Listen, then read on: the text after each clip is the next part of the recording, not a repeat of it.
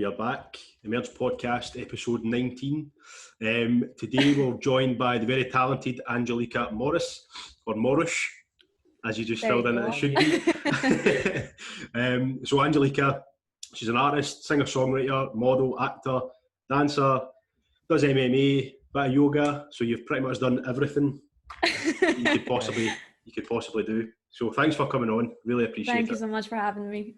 So what's been lockdown been like for you? How have you been finding it? It's been nice. Like, me as a person, I try to look at the positive side of things. Right. So it gave me time for like the first time in a very, very long time to actually relax and not do anything, because I don't like thinking back how I done like all these things like dancing, MMA, yoga all in 1 week and work on top of that. I'll just mute that. I don't know how I actually done that. But no, it's been really nice actually relaxing and not doing nothing. I broke my rib at the very start, so it kind of forced me to not even do any exercise. I'm assuming that was through MMA.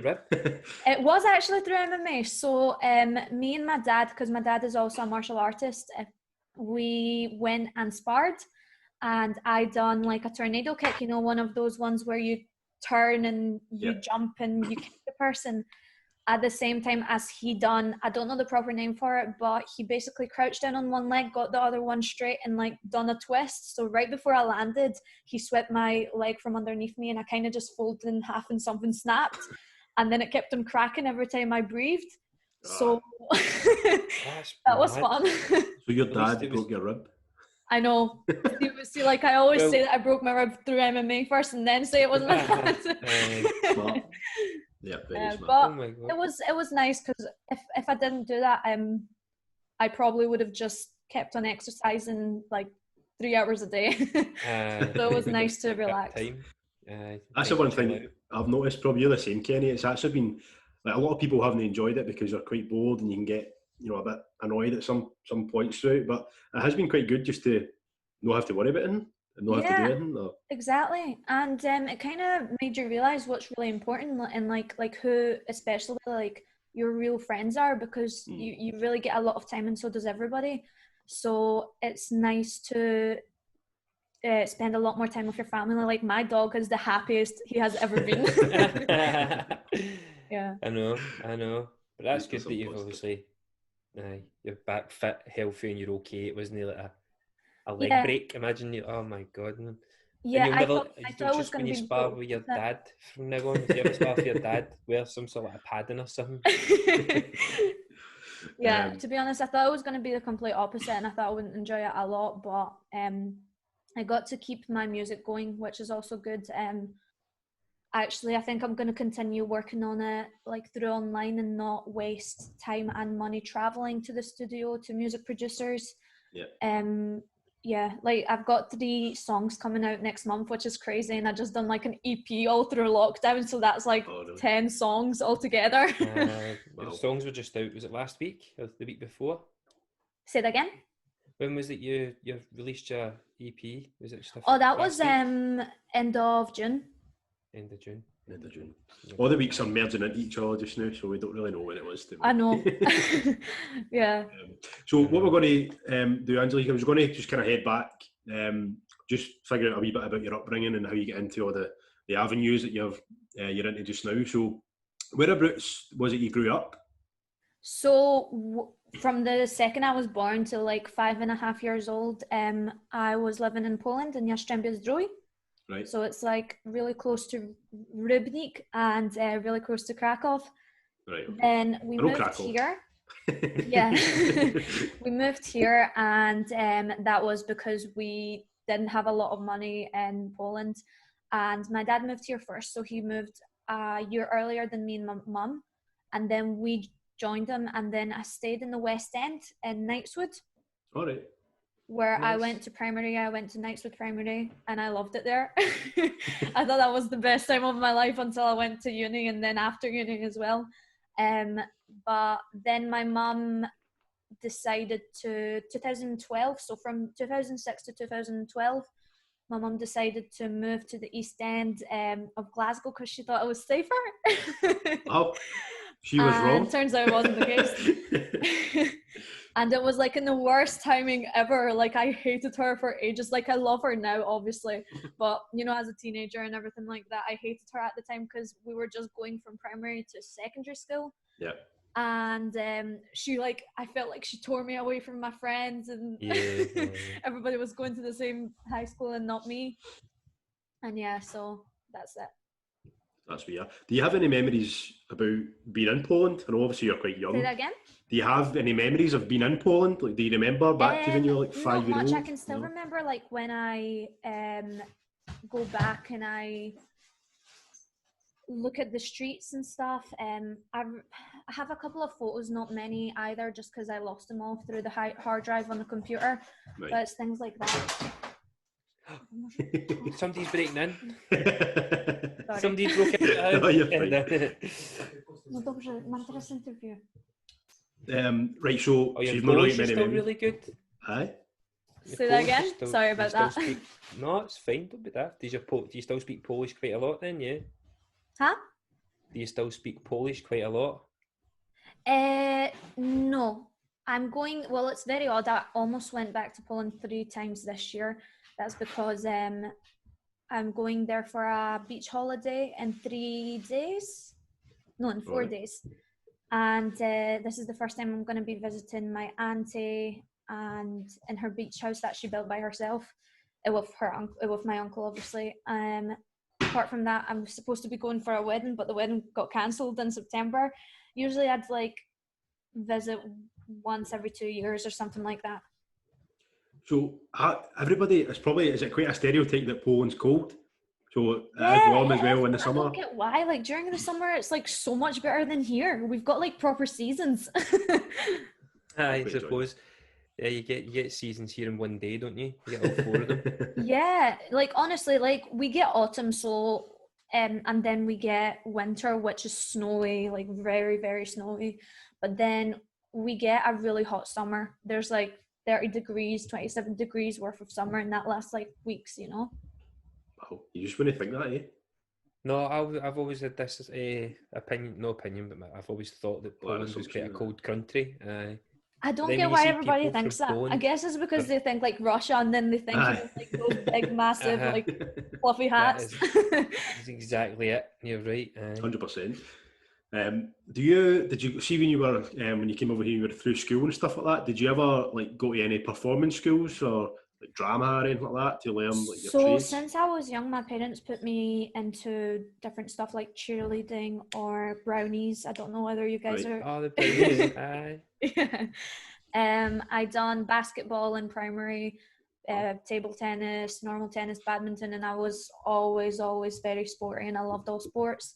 Then in secondary, I had the worst time ever. Like secondary was the worst time of my life.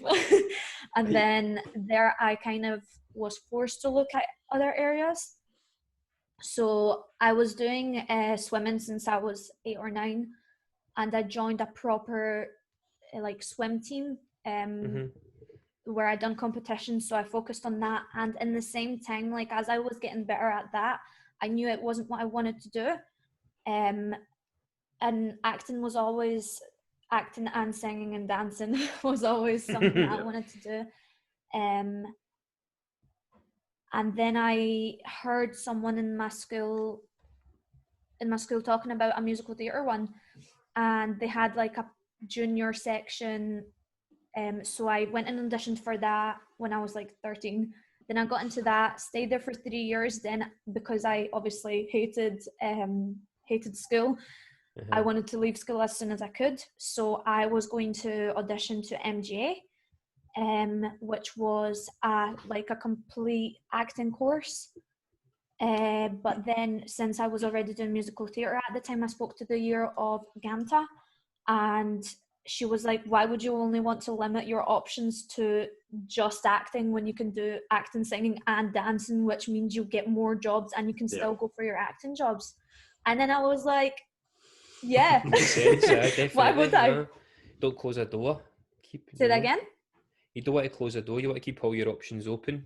Yeah, exactly. And so I went on audition for it when I was like 15, and I got in 2 months later, and they were a college at the time, so they didn't a H&C, H&D. But then 2 months later, after I got accepted in June, they were announcing that they were becoming a uni, but they had already accepted me by this point. So then from going to a college, at the age of like 15, 16, I was going to uni at the age of like 16 and getting a bachelor's instead of a HNC. And I never had a legal freshers. That's a shame. That's like why people go to uni, I think. Exactly. Sometimes people go to uni and get absolutely wrecked. It was literally, because my birthday is the 9th of September, we always started in the first week of September. So the last freshers I missed by a week. Could you not sneak in? How does it work? I'll go back the next year. Back, yeah. I did for the first 2 years, but then I was like, meh. Done. Well, at least you've done it. At least you've experienced it. I didn't go to uni. I never went to uni. You never went to uni, Gab, didn't you know? No. Nah. I think a uni would be class to just even go and do freshers. Just to do freshers at uni. That's the only reason I would go. I don't think uni was... I'm not cut up for it. No, I think it's more, see, for uni, like the difference. So Kenny and I both went to college, and college is very relaxed. Very relaxed. And with uni, you need to, you get left to your own devices. Do you know what I mean? You basically just get told stuff. It was also a bit different. It was also a bit different in the uni that I went to, because it was a private uni, so I needed like a student loan and SAS and everything like that to not for accommodation or food, but to actually pay the tuition. And like the whole 3 years was only like 60 people in total, so it was more like a family rather than a big massive uni. Like I remember having friends that were from actual unis or from actual colleges, and I was like, how do you guys do that? Because it's just so massive and there's so many different disciplines, not just like musical theatre, One thing. Yeah. That's quite cool. I didn't know it was that small as such. Yeah. So what's just out of everything that you've done, you can do, and you still are doing, what was like your very first passion, your very first thing you went, if I could pick anything out of my singing, songwriting, model, acting, dancing, artists? I'm funny in the way that I love what challenges me most. So in uni, they used to always consider me as a dancer because physically I was fit, because I've been doing sports from such a young age and so on in different disciplines. So it was easy to put that into different styles of dancing. So they were always thinking, oh, you're going to become a dancer, you're going to become a dancer. In my head, I was always like, no, I like doing it, but more like a hobby. I always wanted to sing, but I couldn't sing at the very start. So like generally after the first 2 years, that's when my voice came through, and I was so glad it did, because I thought it wouldn't come through. And you can actually train your voice, which I didn't believe in at the time, but I kept on trying because I was like, time is going to pass by anyway, I might as well try. But acting, for sure, I've struggled with acting in a good way. So like I struggled with it because at the very start I found it hard to actually pretend to be or act a certain role that, for example, I wouldn't see myself as being. So in my head, the only roles I could act are the roles that I would want to be in my life, if that makes sense. Yeah. So like I wouldn't ever want to play like a sad role or anything like that, which is completely like the opposite of acting. And then when I tried to play that, it just wasn't working. So it was kind of challenging me in that way. And also for some reason, because I like accent, I just don't hear any accents. Like once I was on a night out and I asked like a girl where she's from, and she had a strong Australian accent, and I was like, where are you from? So it's that kind of thing. So that probably just because it's the biggest challenge. It used to be level with singing just because I couldn't sing. But now that I can, and I do really enjoy it, like acting. If I had to choose a career between acting and making music, though, I'd definitely pick music. Yeah. But my passion is that. Very much acting at the moment. Right. What sort of experiences have you had with acting then? What sort of like auditions and stuff like that have you had? Or? The thing is, I haven't had a lot of auditions because most auditions are in London. Right. I've done little roles here and there, like extra work, but extra work I don't really count. I've done like a Amazon Prime stand-in role, so I literally had a couple of lines in it. That was David and Olivia. Right. Apart from that, little things here and there, like short movies and stuff, but nothing that actually like springs into my mind right now. Well, you need to go through these things though, don't you? It's a process to try and get yourself noticed. And like since there's not a lot of work up in Glasgow, and I'm very hesitant about going to auditions because it's a lot of money at the end of the day traveling up and down to London. That's why I'm looking to like move down to London eventually, like next year or something. Right. Once I actually have a good portfolio. That's why I also started partially, that's like a very, very small percentage of why I started doing music videos. It's obviously more for the music, but then it also means I have something to do with acting in it.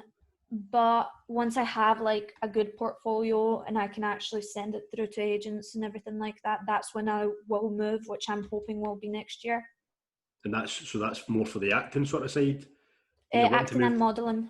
Acting and modelling, right, okay. I suppose because we are singing and your songwriting and stuff like that, you can pretty much be anywhere, can't you?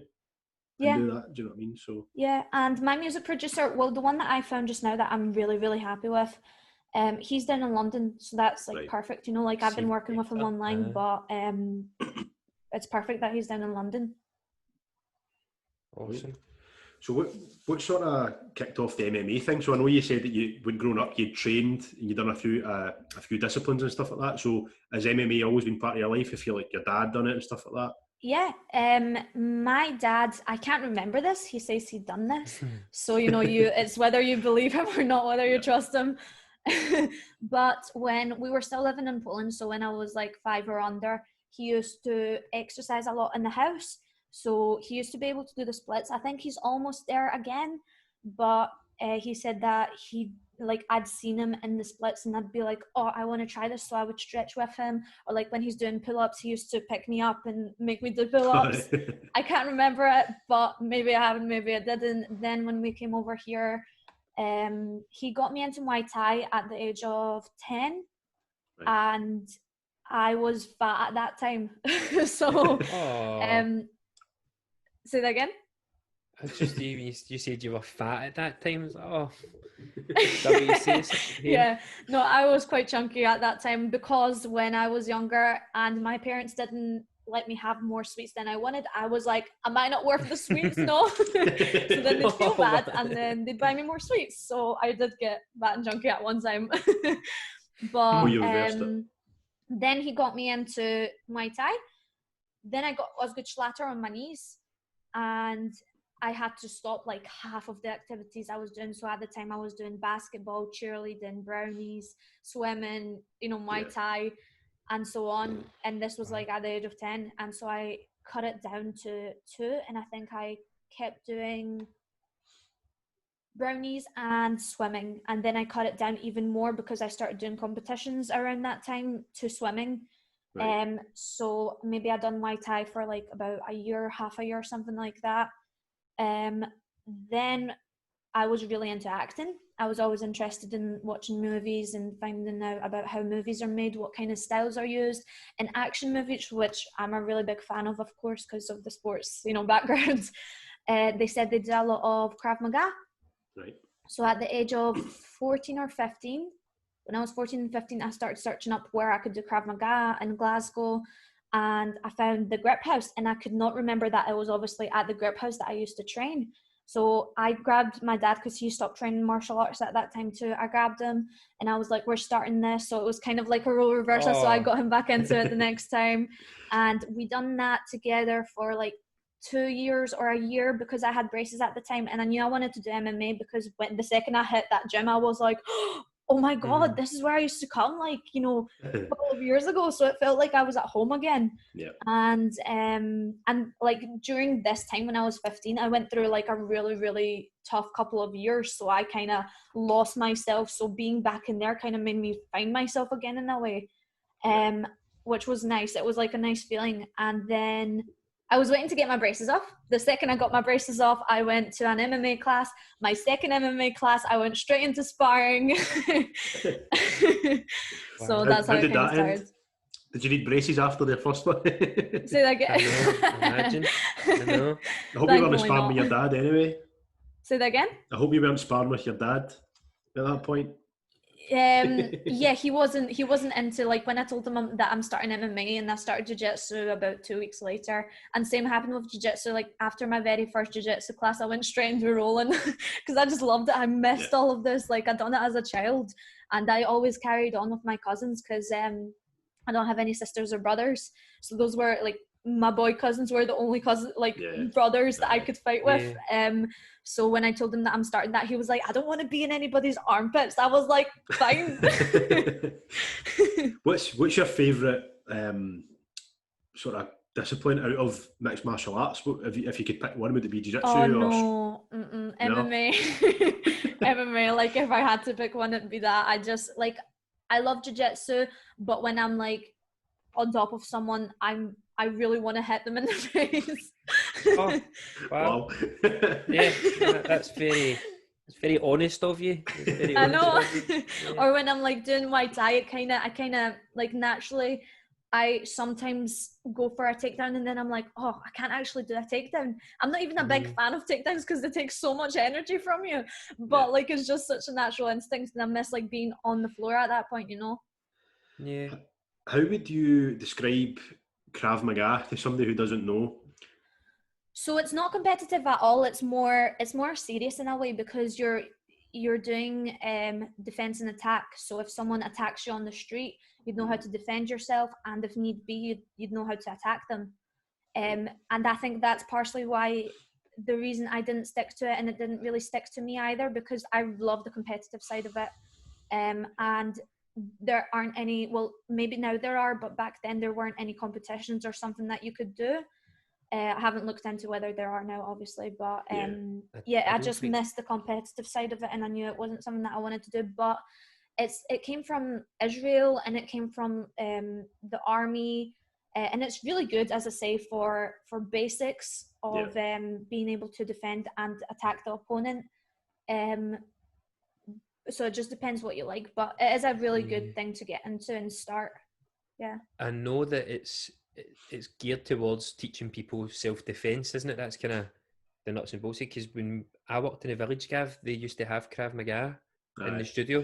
That's why I asked there. Once a week. Did you know that's where it came from? Did you just know these guys kept coming to the village and you're like, what is this? Eventually I'd asked. So we basically rent a studio out, Angelica, I know what, in my work. To these guys, and they come in and do a Krav Maga class, and I think it's a Wednesday night or whatever. But for the however many years it's been going on, when I said to you, explain Krav Maga for somebody who doesn't know, I was meaning me, because I still don't know. So, thanks for clearing that up though. But I did think it was some sort of defence class. You know, it didn't really strike me as a competitive sport. Yeah, I mean, the only reason I got into it was because it was used in movies, and I was like, and I also looked at like stunt women courses, because if I was like, if I can't if I can't be on the screen, I will be on the screen a different way. I'll find a way. I'll find a way. Wow.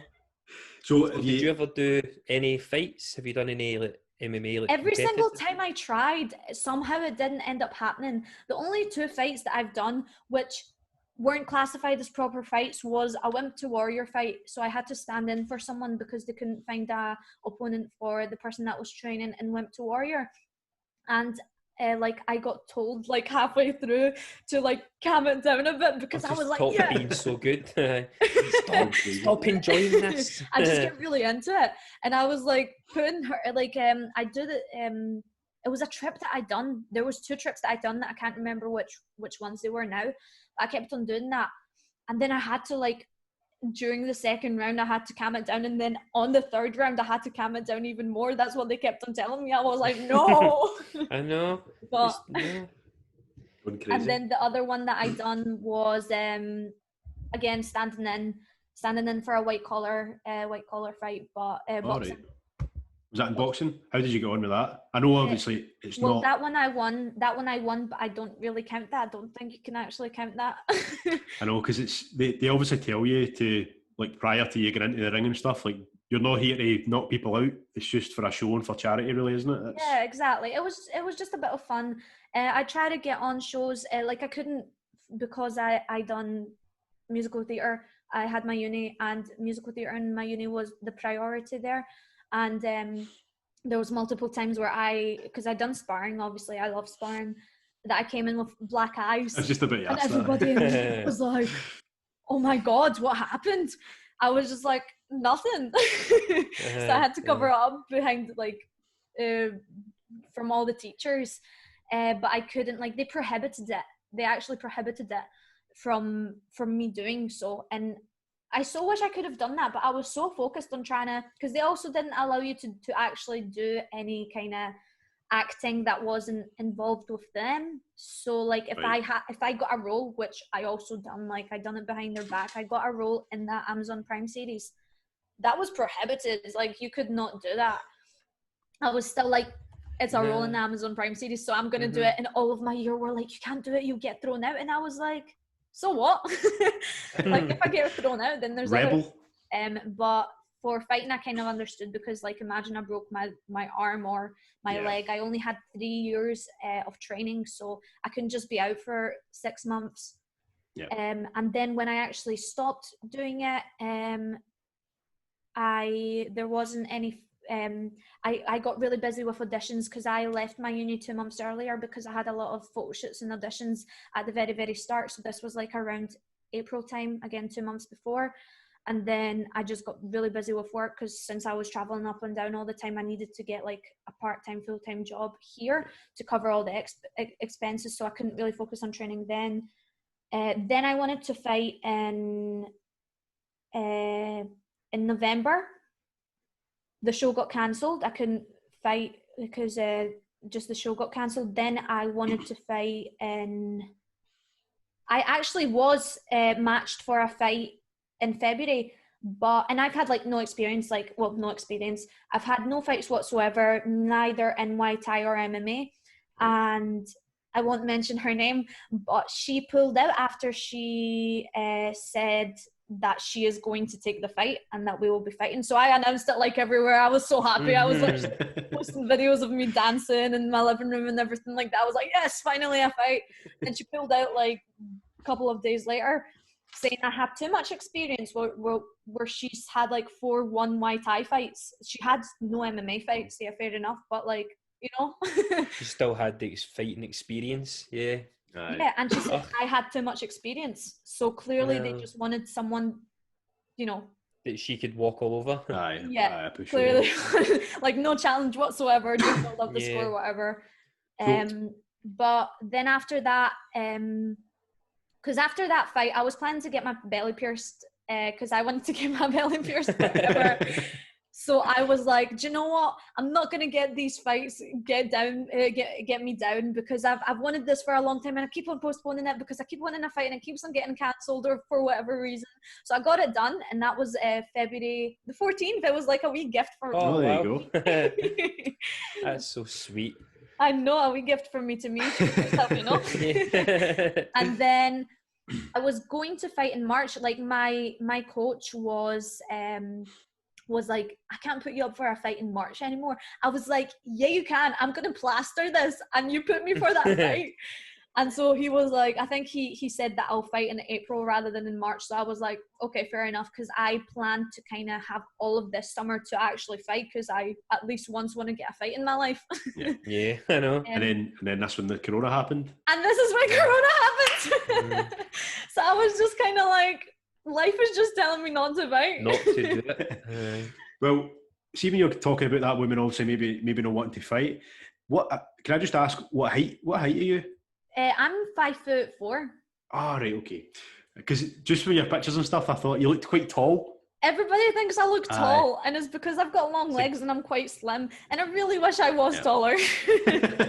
Because I was going to say maybe it was because you're obviously like you're very good shape, right? So I thought she maybe seen like tall girl, good shape, thinking I'm not going in there. But there you go. Yeah. I even was like ready. I think I was. Oh no, maybe it was 52 kilos. Like I walk about at 54, but I'm pretty slim, so I can't really lose anything more because I'd be losing my bones.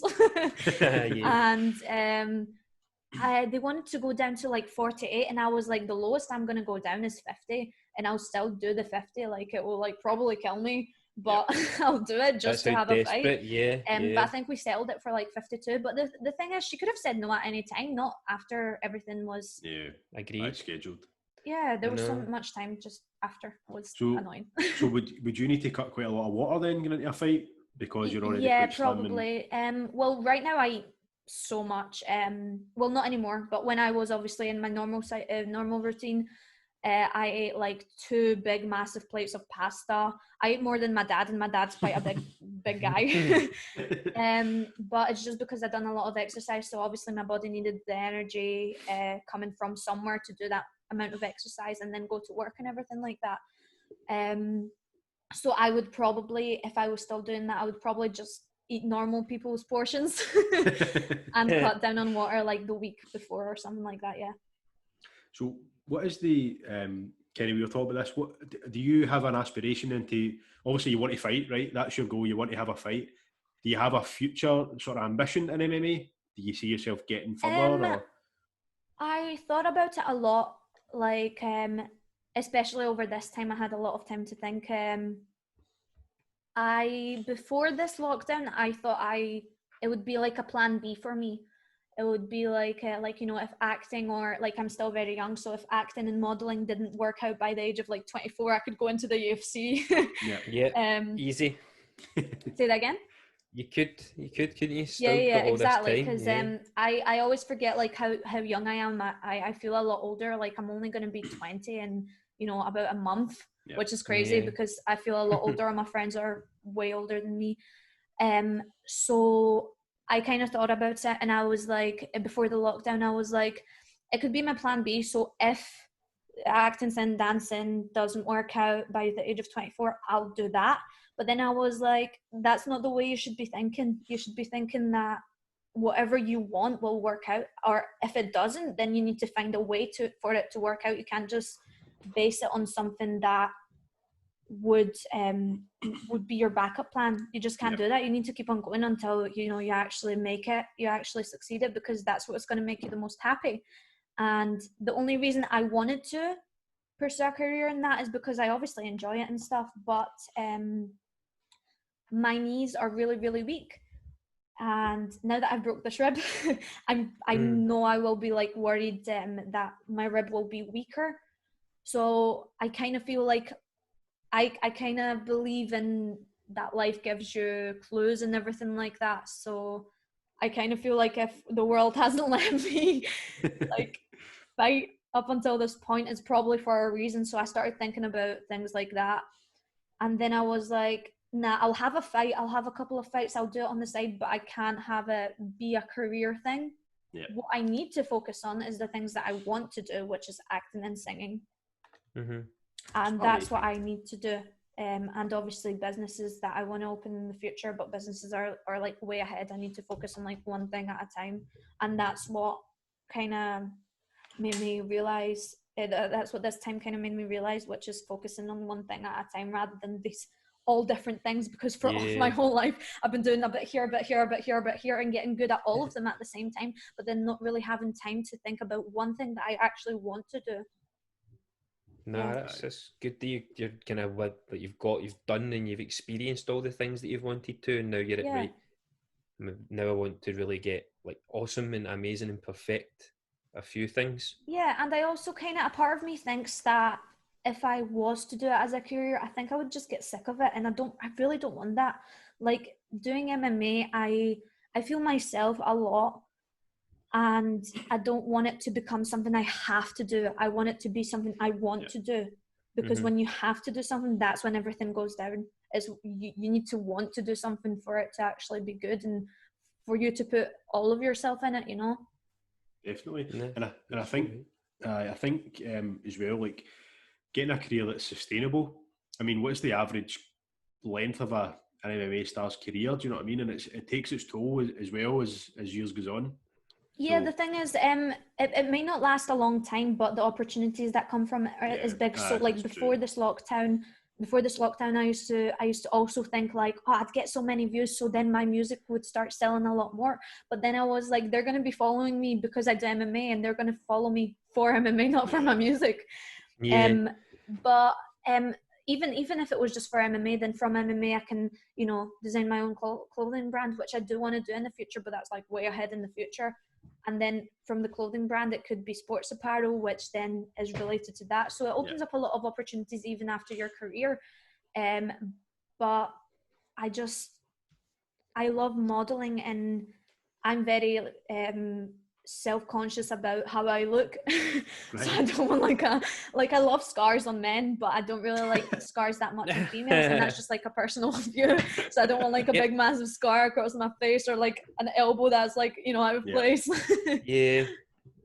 Nah, I think you're right with the like UFC opens doors, because the minute you mentioned that, the first thing I thought it was like Conor McGregor with the whiskey, like. Yeah. And like, Ronda Rousey, there's also so many wrestling. Yeah, exactly. Yeah. So there's- for that, I was like, yeah, that could be a really good thing. But I don't want to plan that. I want, if that's gonna happen, then I'm gonna let the world decide for me, which clearly has been pushing me away from that. But if it is gonna happen, it will happen accidentally. Like I have a fight here, someone recognizes me, and so on. But it's not something that I will. I feel like it would also be kind of cheating. I feel like it would be cheating because people that are in the UFC love just fighting, which I do as well. But they want to fight, as in make a career out of it, and that is their whole life. Like their career and their life is that. Whereas mine's, I think it would be also unfair because I want to do all this other stuff more than I do want to do that. And do you think that would probably hinder your performance, because you're trying to, you know, pull yourself from pillar to post, and you wouldn't be able to properly focus on training because you'd be thinking about singing or acting.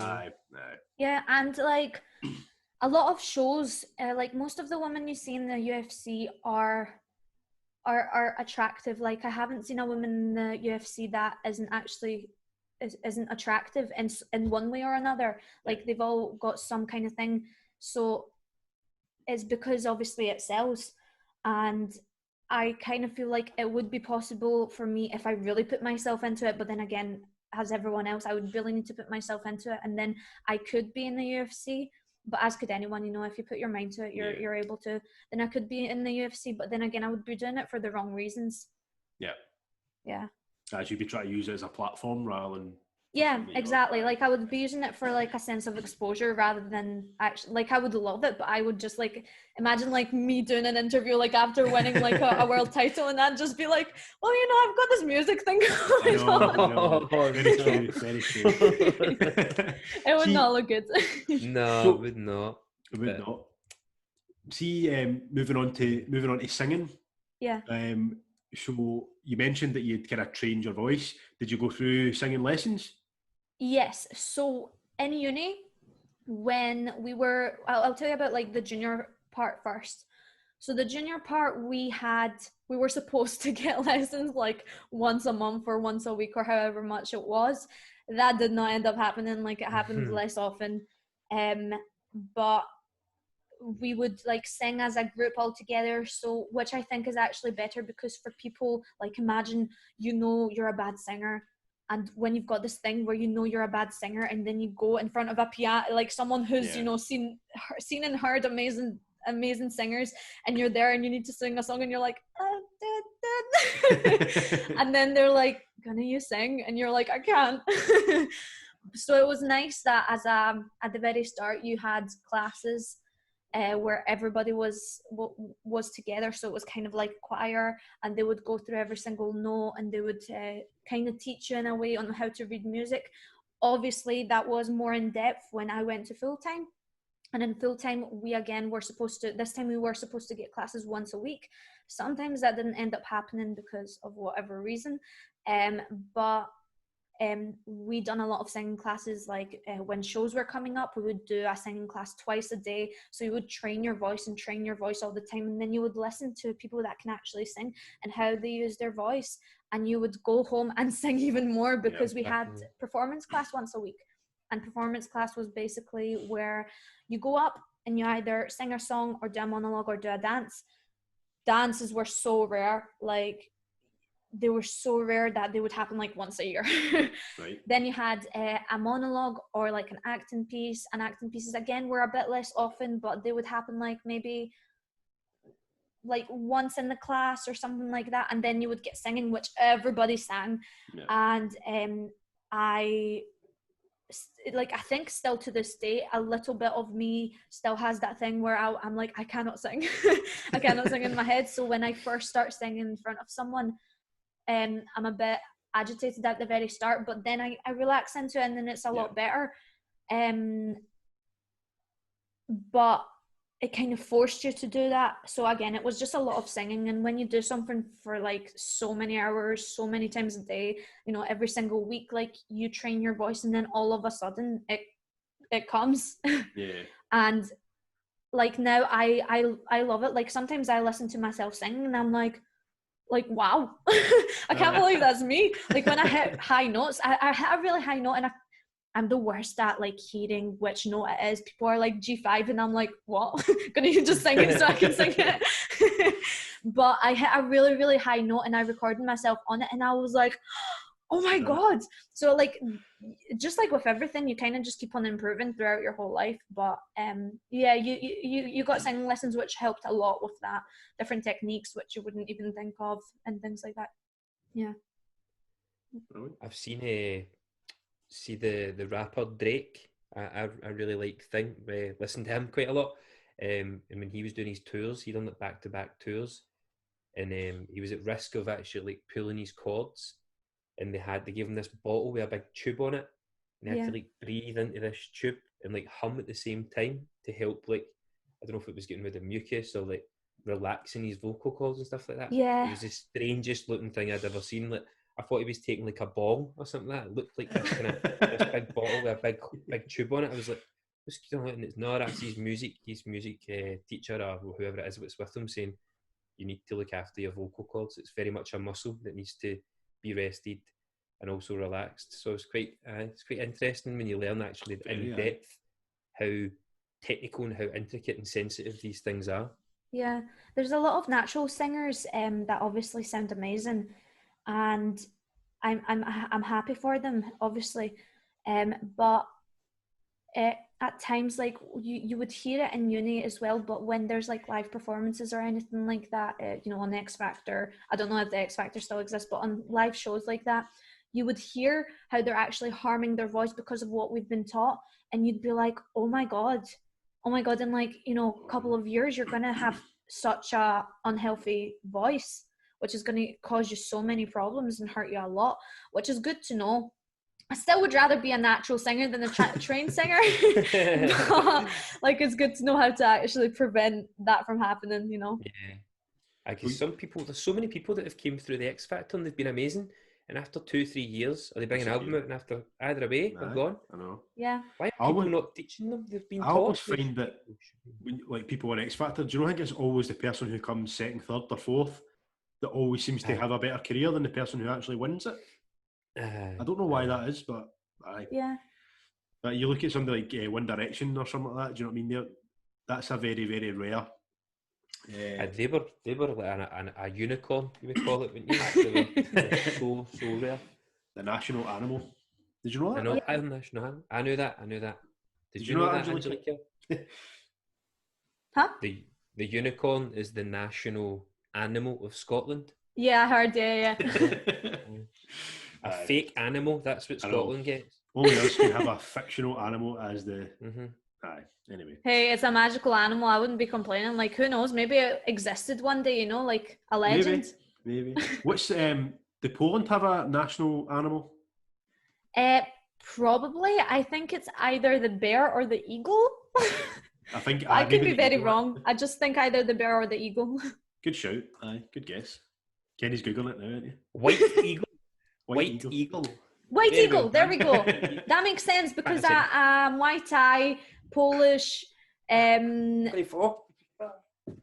white-eye Polish team from the Grip House was actually called the White Eagles. So I was like, maybe it's an eagle.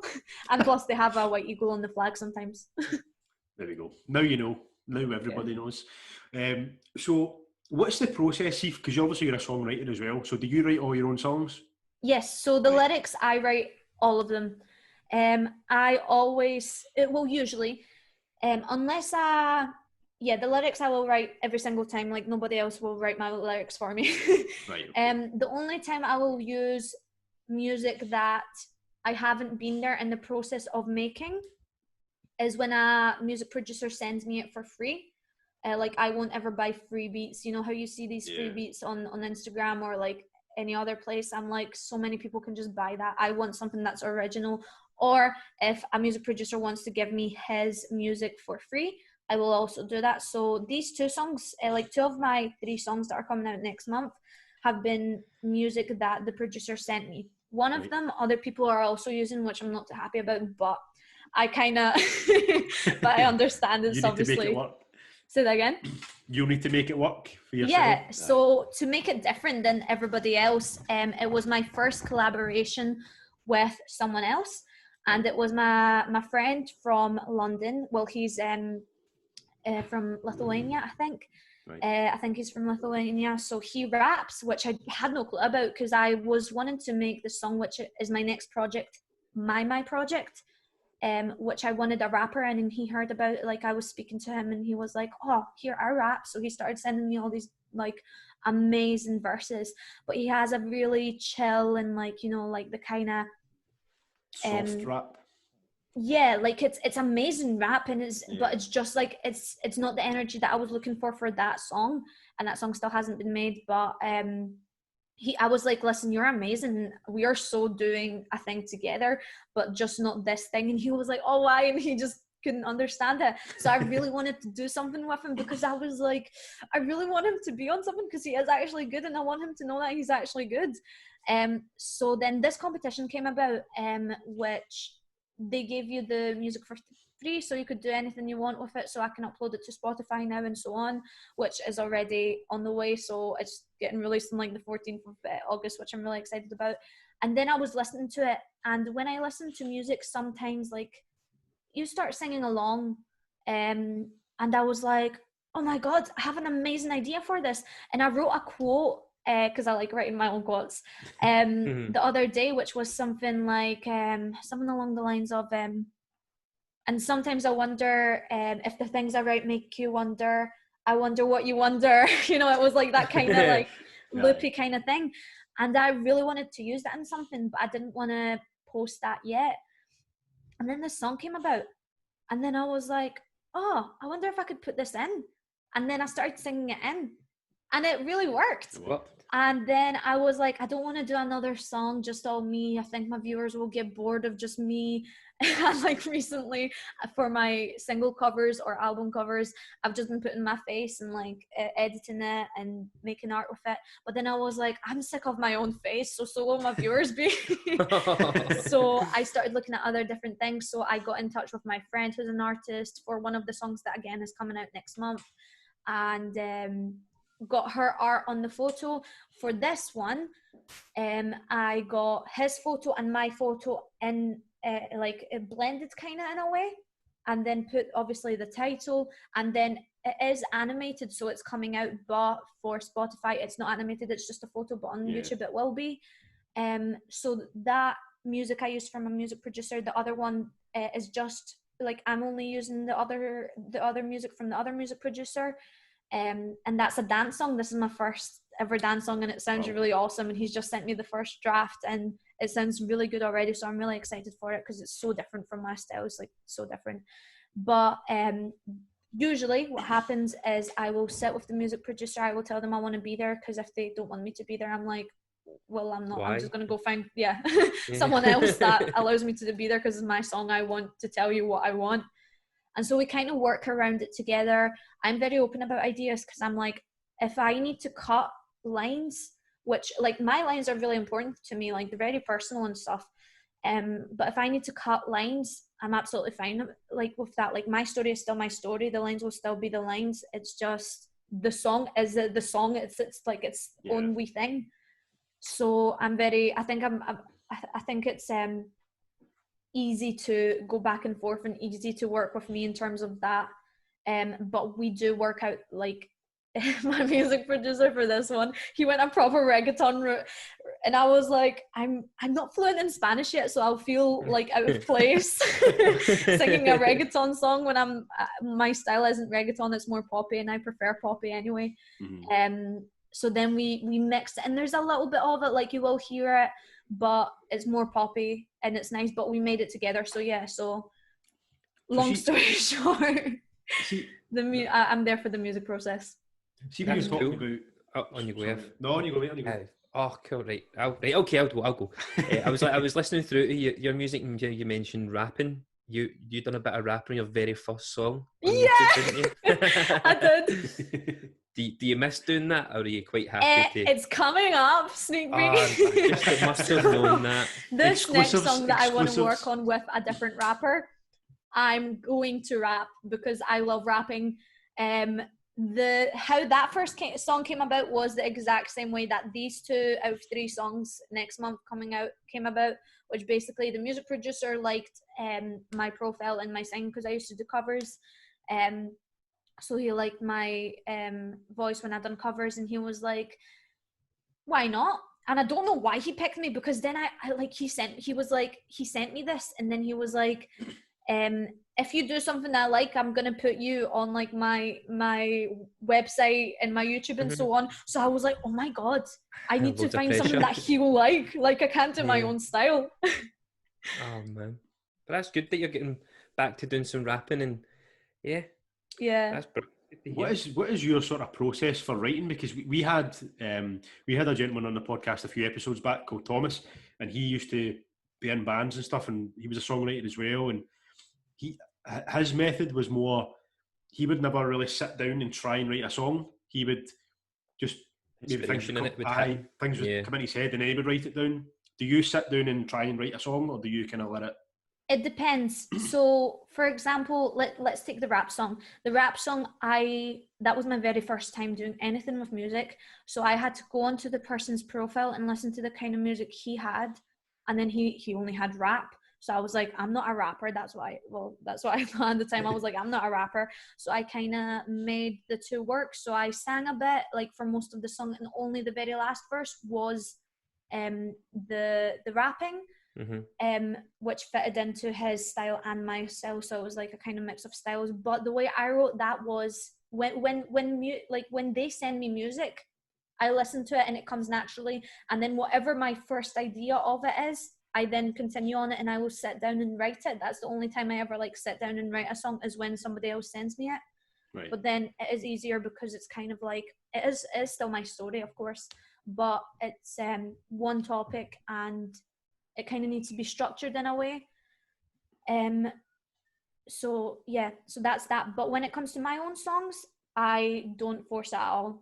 I don't force it. I let it happen by itself. Like if I have a song, because I have songs, I had 52 songs wrote by the time I started I wanted to make my own songs. So I had to list them like in chronological order, which happened in what time. So all of these songs, well, apart from the 2 that the music producer sent me, because those I kind of had to make up on the spot.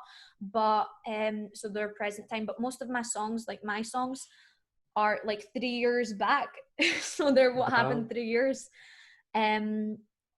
Because I had to structure them chronologically, and I wanted every single song to be out, because I kind of feel like it's my story, and it's like important to me, and it made me who I am today. So if I on the list, if I get to that song that I'm going to be working on next, and I haven't yet like wrote it all, then that's when I sit down, and I will sit there for different lengths of time. Sometimes it comes immediately, and it takes like, a couple of minutes to half an hour. Sometimes it takes like a whole day, which I will also be doing other stuff. Like I won't just be sitting here, but then I will be actively thinking about it, and then it comes. But it just depends. It's a mix. Okay, it's good that everybody's different. That's the beauty of the world, in that. Like, that you definitely can't force it. Nah, I don't think you can force it. It's just. I was trying to think, but I remember listening to Ed Sheeran when he was talking about when he was writing albums. Like, did he not have like 110 songs on his MacBook, and then he lost it, or it got robbed or something like that? Oh my goodness. It wasn't recent. This was a few years ago. I wish I'd remembered the full story before we went into this, because I was hoping that one of you two would have known That it. almost happened to me when I went down to London, because I like taking my notepad everywhere with me, just in case, you know, a song pops into my head and I want to write it down. And I left my notepads in a bag on the train in London. And I think it was on the subway. It was actually on the subway. And I was like, oh my God, like I had 52 songs wrote in there, and 52 songs from like my whole life. And then I kept on traveling and asked people and so on. Or maybe it was a train. Maybe, yeah. And thankfully I found that at the very end, but then I decided to put it like in more than one place. So I started writing on my paper and then sending myself an email and putting it on my phone. So that's multiple places. Definitely. Kerry, you had a question, didn't you, you're going to ask? I can't remember it now, Gavin, unless I've wrote it down. You have, mate. It's the song of the UFC, remember? Oh, well, we've discussed about the UFC, because you would rather, I was going to say, if you could have one thing, like one fight in the UFC or one song go viral from what we've been speaking about, you would rather have the song go viral, would you not? Yeah. Just in case. No, aye. See, when you were talking there, Kenny, when you were talking about Ed Sheeran and writing songs and stuff like that, I don't know if you've ever seen both of you, but I think it was for his last album, he had hired a big like farm basically, and he was flying all these guys in from like Ireland, and they would just all sit about every day for like a week to two at a time, and sit and just come up with ideas as the day was going on. So they'd be sitting having breakfast while they're playing the guitar, like just random stuff. Oh, I love that. Oh, it's brilliant. Like there's a wee bit on YouTube about it. You should watch it. Is there? Okay, I will. Yeah, that sounds amazing. Two documentaries. He's done 2 documentaries now, hasn't he? Has he? He's done Jumpers for Goalposts, and I think that was about the Divide album. Or no, was it the Times album? And there's another one that I've not even watched, but he's done a few documentaries. Aye, it might even be part of that, mate. Anyway, we'll not keep Ed Sheeran isn't here. It's Angelica. Sorry. Nah, it's really interesting. I love hearing about other artists' life and how they come up with songs as well. It's really interesting. Everybody's so different, which is really nice. Yeah, so. aye, 100%. Where do you find the time to do all these things? What's a kind of average day for you? So if you're doing everything like before lockdown, everything, what is an average day?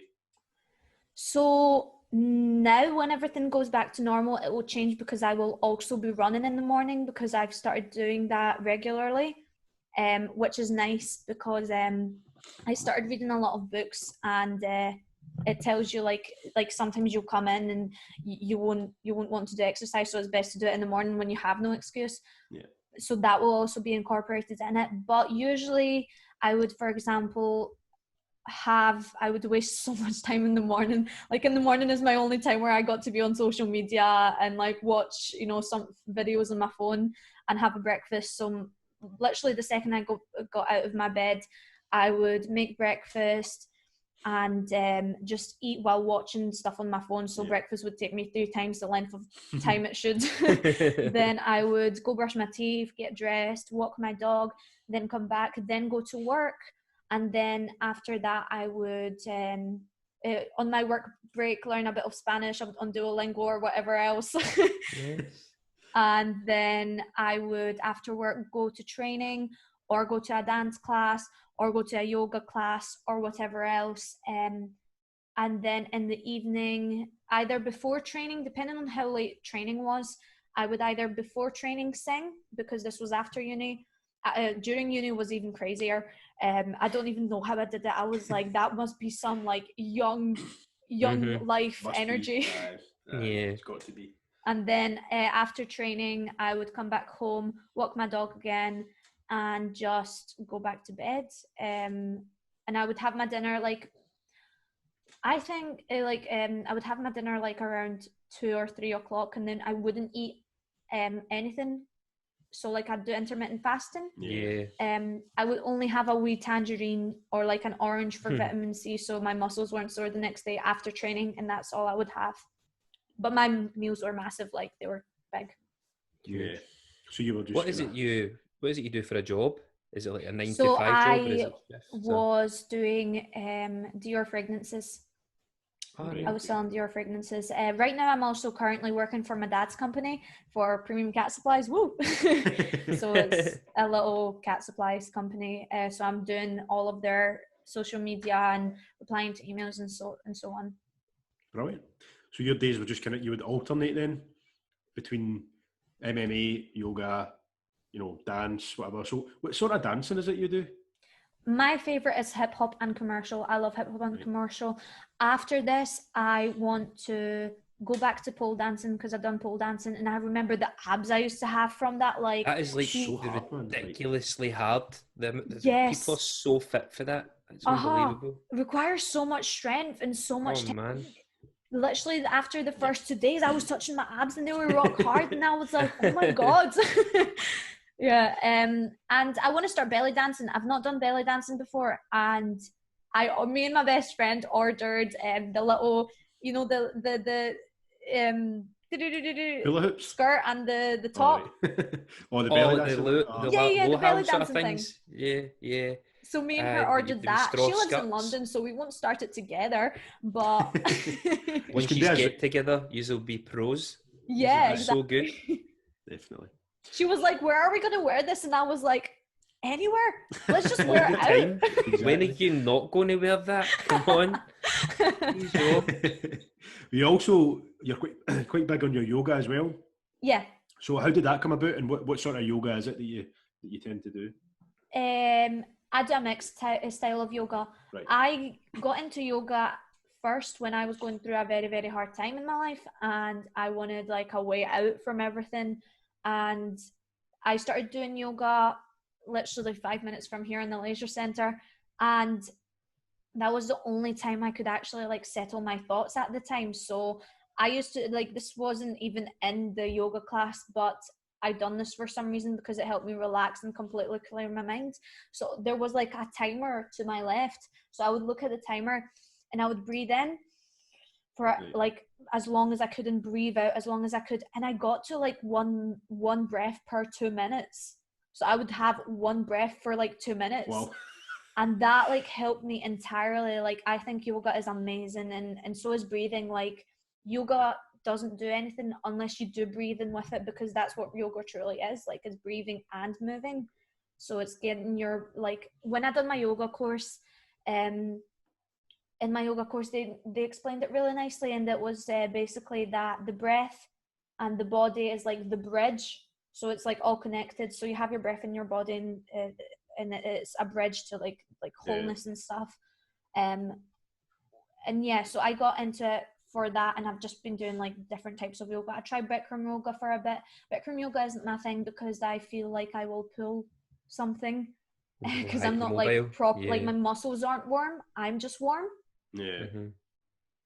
But I can see why people do it. Like, I loved it. Like, I felt like, when you close your eyes, you feel like you're in Spain or something. So it's amazing. It's just a nice, lovely beach. But yeah, exactly. Just a mix. Yeah. So you're a yoga instructor then? So you teach yoga as well? Yes, I need to do contact days. They don't actually give you the diploma until you do contact days. Don't know why. It's just like, I don't think any other course does that apart from this course. Yeah. But I just need to do that, and then I will officially become one. But yeah. Brilliant. So just do you sorry, I pure stammered there. Do you use yoga for recovery then, or is it just purely for to unwind, center yourself and just relax and take yourself away? Yoga helped me through, like, there was 2 hard times in my life, and yoga helped me through both of them. So I kind of leave it behind when I'm having like a good time in my life as much. Like, I will do it like less often. I'll do it about once every 2 weeks when I'm having like a good time in my life, which is most of the time. But like, when things get hard, I will then do it twice a week, for example, and that's when it helps me. It clears your mind, it helps you connect back to your body. And like, if you believe in like what is it called, like baby you or whatever, they have like a special name for it, where it's like baby you, and it's inside you. So like child, so like the child you, so the person you were as a child, like, how children are, they're just they don't Yeah, care. oh, They're so just them. carefree. Yeah. Yeah, Yeah, exactly. no, So it kind of but inner child. sometimes That's it. Woo! Inner child. there you go. Inner child. Sorry. I felt as if you should have helped you there, but I couldn't think. I couldn't think it. No, I was Baby child, inner child. Baby child. So one thing you're quite big on as well is you're into your modelling. So you do quite a lot of modelling. I love modelling. Yeah. So how did that come about? Did you get approached, or do you go for like any sort of like, or send your profile into different companies, or how does it work? So it started with my mum's friend's daughter was in a photography course, and she asked me to model once for her, and I was like 14 or 15 at the time, and I seemed to be really comfortable in front of the camera, and I really liked it. And then I wanted to be a ring girl at the age of 15. So or 16, Posted that on your 15 or Instagram? 16. Did you post that on your Instagram one time? Say that again? Is there a photo of that on your Instagram? Yeah, so I did actually end up doing it when the time was right, just like when I was more developed and stuff, just not when I was like a child. No. But I was like, I looked up on this website and it said, and I actually got into that agency like 2 years later, so it can happen. But back then, you had to submit photos. So I was like, listen, could you do this for me since I've done that for you? So she came over to the house, she took a few photos of me, which when I looked back at those photos, I was like, no wonder they didn't accept me. Because when I looked at them first, I was like, yes, I'm so going to get this. Then they didn't reply. I was like, what's wrong with them? And then with those photos, I did end up using them for a website, a modeling website. I can't even remember.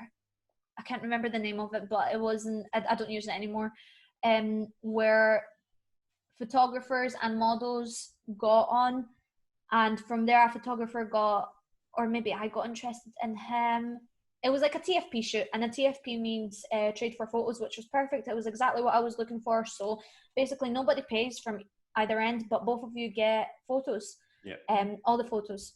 So it was perfect. It was exactly what I was looking for. It was a 3-day shoot that we organized. It was obviously optional for the 3 days, but we both organized it to cover everything. And I think I'd done almost every single style in those 3 days, which was great because then I used those photos for others. Then I done a couple more TFP shoots just to build even more. Then after those TFP shoots, I started doing paid work, and I only do paid work like over lockdown. There's been like a couple of times I haven't done paid work just because of the obvious reason. Of course, and I just miss modeling a lot. I miss modeling so much. I was just like, I don't care if it's for me, just take photos. Whatever. But then so rates go up as with the more experience that you have.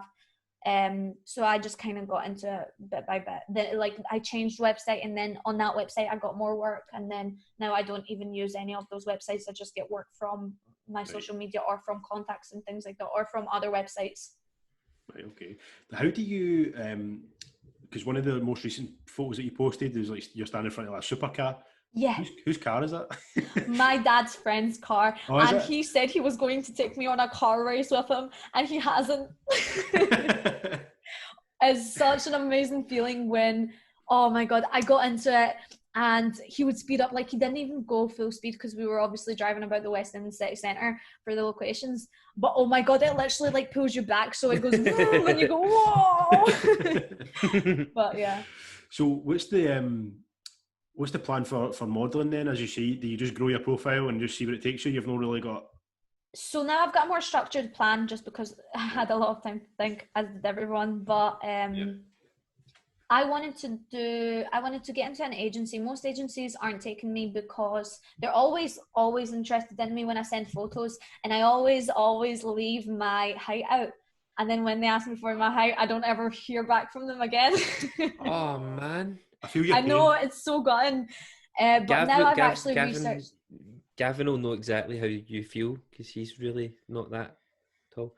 But I'm height even challenged. when people, I feel like even when you mentioned like before at the start, like you send things into the agencies and you don't hear anything back, people should give feedback because Yeah. But That I know it's person the is height. left. I leave my height out, and then when they ask me for my height and I send it back, that's when they don't reply.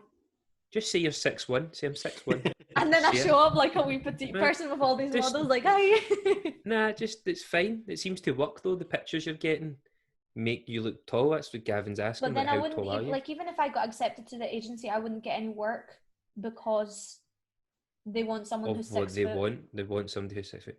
Yeah, don't so understand I've that. researched. I don't understand that either. Say that again. I don't understand why you know, You need to a be tall at a person certain is. height. Well, the thing is, most people that are short don't look tall in photos. I do because I have long legs and quite a short torso, and again, I'm quite slim and athletic, so that kind of all builds up, and I know how to pose in order to look longer. And there's people tell me that I'm wrong about this, but I don't think I am, and they say that like specific sports that I say that specific sports that you train build your build. So like, Yeah. let's look at like sprinters, like they've got big massive muscles. Let's look at marathon people, they have really slim muscles. Yeah. Muay Thai people are usually really slim. MMA people are usually quite built. So I like ballet done wonders for me, so did yoga, so did Muay Thai, because and so did running, because they kind of, in my head at least, because people tell me I'm wrong, but I don't think I am. I think there's some kind of science to this. They kind of elongate your muscles. Because it's loads of cardio. Yeah. It makes it builds leaner muscle rather than bulk up muscle. Yeah. Whereas in MMA, you're doing fast things all the time, or you're picking people up, which is weight training, which builds muscle. So I also specifically look at how I can like make my body look the way I want it, so that's quite long, Yeah. you know, and lean. Well, you might be honest. It makes sense, and you're right with like your sport build your build, because Yeah. swimmers aren't getting out the pool and running 100 meters in 10 seconds because Yeah, they're built and their body is toned and defined and exactly. doing what they've been doing. It makes sense. You're Yeah. right. So whoever's saying you're wrong, they're wrong. So and if they want to question it, send them to Gavin. Gavin will do Hey, here's my backup. yeah, that's it. Right, Angelique, we've got a couple of questions for you that we wanted to ask. So obviously you're into your acting. You said growing up you're really into watching movies and TV series and stuff like that. So I'll ask you two. So what's your favourite ever TV series? If you can think on the spot. When I was growing up or currently? All time. Oh, it's so hard. I'll list a couple. Well, my dog is named after my favorite TV series when I was younger. So that's The Sweet Life of Zack and Cody. All right, Of that show. Of that. Right. Yeah, Do you know what's that was heartbreaking? cool. My mom promised me a golden retriever, and Zack was older, like the older twin. So I got a Jack Russell, and I love my Jack Russell. I wouldn't exchange him for anything. So I named him Cody because I thought she promised me this golden retriever that I was going to name Yeah. Zack, and she crushed my dreams. Oh man. God's sake, Your Mum. mum done it again. Took you away from your primary school to a different secondary school. And now you're the wrong dog. Yeah. Or my other TV series when I was younger was H2O, Just Add Water. Right. Oh, I don't know that one. Don't know that one. It's about mermaids that are basically, when they touch water, they turn into mermaids. And that's all I can remember. But I remember being a crazy, crazy fan about it. Now, my favorite TV series was definitely Orphan Black or Hollywood. I love Orphan Black and Hollywood. Oh, that's the new Netflix thing, isn't it? Hollywood. Yeah. So is What's Orphan that Black. about? I really recommend Orphan Black. What's Hollywood about? Don't say Hollywood, guys. I was just about to say that. Say that. So it's just about Hollywood and like the ins and outs of working in Hollywood. Or is It's about actors, actors wanting to succeed. It's some of it is based on facts, some of it isn't on facts, and it's also about racism. So that they wouldn't ever cast someone who's black, which is so wrong. But it was just like the first big lead role for a black person. So it also covers racism in a really, really nice light. but it's amazing. It's got like so many Right. different things. Which I don't is want to ba- spoil it too much. It's based in like the 60s or something, is it not? Like 50s or something like Yes, it's 19 something. that. It's quite far back. Is- Yeah. Have you ever watched Entourage, Angelica? Have you ever heard say of that that again? show? Have you ever heard of the TV show Entourage? No. No, you would love it. It's all about a young guy who he's in a Mentos advert on a big billboard, and a big hotshot agent in LA sees him, and he ends up being like the biggest actor ever in America. It's Oh my God, amazing. It's based on Mark Wahlberg's real life. All right. Have Oh, you that's never seen this, crazy. Gav? No, I've not Entourage. seen it, no. Gav, I thought you would have seen this. This is No, like one of I've the. not See seen if you go in, if you Google like the best TV shows ever, it's a comedy. Entourage is one of the best. It was made years ago, but it's amazing. I love it. I'll It was take a wee amazing. note of that. I'll give Yeah, no, that a I'll- try.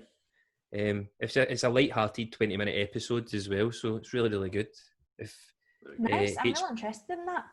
you should be if you've especially because it's acting as well. You see Yeah. how it's really good. I don't want to talk too much about it because I will be here for like, Don't ruin it for us. yeah, no. Right, so that's covered the TV series. If you could pick maybe more than one, but what's your favourite movies? All the Angelina Jolie movies, all of them. Do you love Angelina Jolie? I Yeah. love Angelina Jolie. All the Jake Gyllenhaal. Jake Gyllenhaal is also amazing. Prisoners.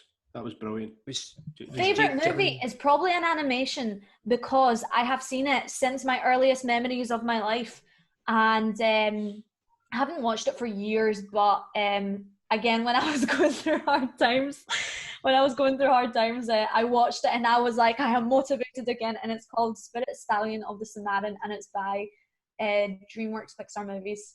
Oh, Oh, I've not watched that, but I've seen the what would it be? You need to watch it. Like, Trailer. bring your inner child out. And with your inner child, it's Stallion of the Samaritan. So you are watching this movie, doing yoga every time you're And having you a were wee bit of a tough having a time. hard time. Do a bit of yoga and put the telly on. Watch that. Yeah, Yeah. that's Right. cool. Kenny, we've got one more question. Do you want to ask No, it? very. It's just see the quote that's on your Instagram just now. It says hard work beats talent. Oh, sorry. It's one of my favourite quotes ever. It's like the full quote's hard work beats talent when talent doesn't work hard. It's such a Yeah. good quote. I love that quote. I just really wanted to mention that because I remember the boy I travelled with. I think he was reading a book and he ended up. We were living in Brazil and he put a big thing on the wall, a big bit of paper, and that's what he had written on it. He's like, it's just Wow. so true. It was keys. Yeah. Like, people tell me that I'm talented all the time, and I really don't think it's me being talented. I like, because so many people told me that in so many different areas, I was like, maybe I am. Maybe I was just like born like this. But then I was like, I wasn't born no. like this. Like, my parents put me through all these different things that I have vague memories of, and that's why I started thinking like that, just because they're so vague. But then I was like, nah, it's just training, Yeah. training, Hard and work. training. Yeah, hard work. I don't know if you've ever listened to Conor McGregor. He talks quite a lot about that. He done an interview, Kenny, with Tony Robbins. I'll listen to it. It's amazing. Did you? It's Aye, so amazing. I think it was in that he was talking about like, you know, a lot of people say, oh, like you're just like, know that you had it easy, but you get into UFC, you have a good couple of fights, then you become big time. And he's like, no, you know, he trained from the age of 12 in a boxing club in Ireland. Then he's made his way to Cage Warriors eventually in Ireland again, won the double title there, got to the UFC, and then for every single time he's had to start from the start and work his way up. And that's basically what he's saying, is that you need to work hard, because anybody who's Handing it to talented is just going to come in there and wipe somebody it's about who's worked the hardest Mhm. most of the time. Do you know what I mean? Obviously there's exceptions, but it's very, very true. Ah. Very true. Yeah, the second quote underneath in my bio is actually a quote made up by me. Is that it? your one? You do everything, you can be anything. That one? I'll read it to you exactly. I've got it on there, and I keep on forgetting it because I don't look back at it anymore. So it says, you can do everything, you can be anything, just not all at once. Yeah. That's very Because, fitting for like, you as well. Like, you guys are like, how do you do this? Like, all this. Whoa, my mix is falling. Oh no. How do you do all this different stuff? And you just kind of train and get good at one area while doing others, you know. Like, the thing is, people leave their minds at what they've just done rather than focusing on what they're doing just now. So I think that's why people struggle to focus on what they're doing now, because they're thinking about what they just done rather than the current situation. Do you read a lot of books then, like mindset books? Or? Yes. Normal books, no.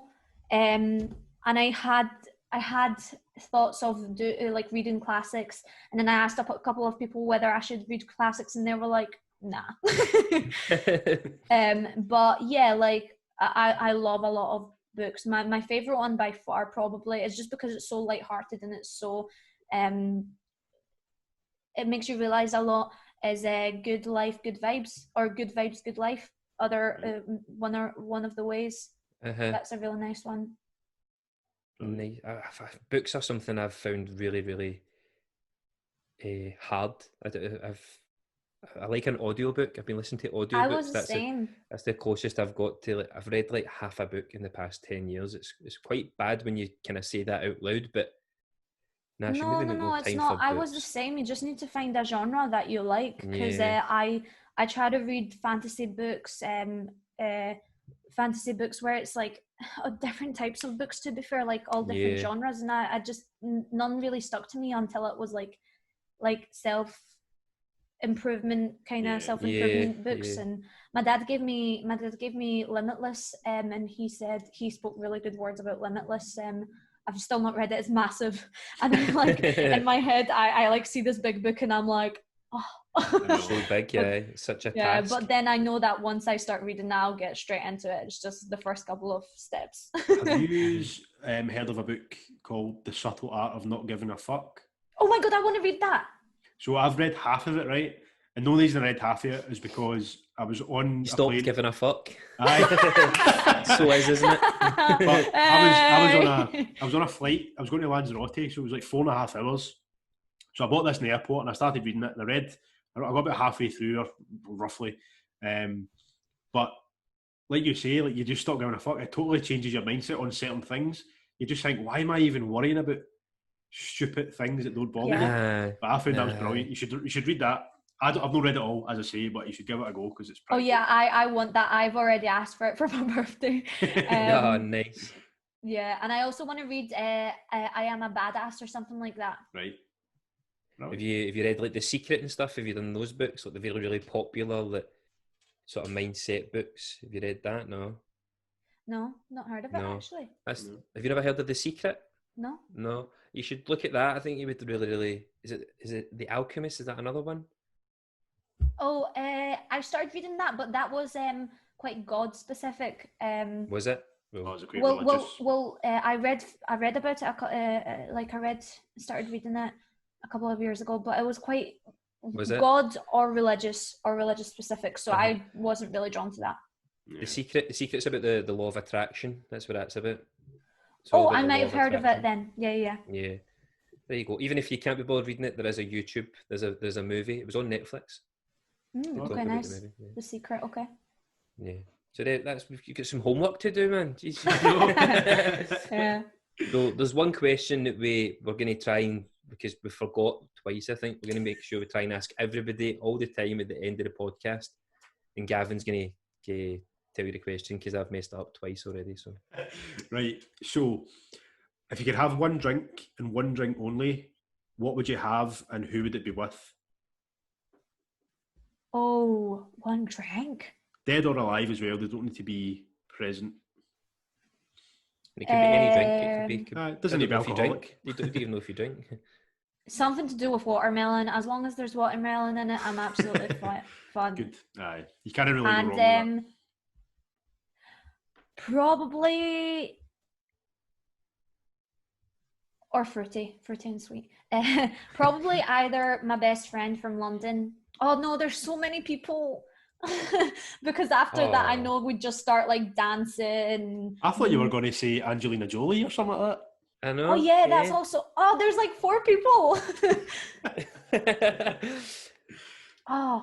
I'm not. Oh, yeah, probably my best friend from London, just because we'd start dancing, or my dad. There you go. Oh, nice. Wow. Because me and my dad have the exact same humor, so after a drink, our exact same humours match, and we just laugh about everything. That's amazing. Oh, that's so nice. So, see, just before we head off, Angelica, if you can just tell people, obviously, where we can find you on Instagram and YouTube and stuff like that, just to kind of promote your channel. So I recently changed my musician name. My acting name and my modelling name is still Angelica Morris. And if you type that in, then you'll still find me probably on Google and on YouTube and on Instagram.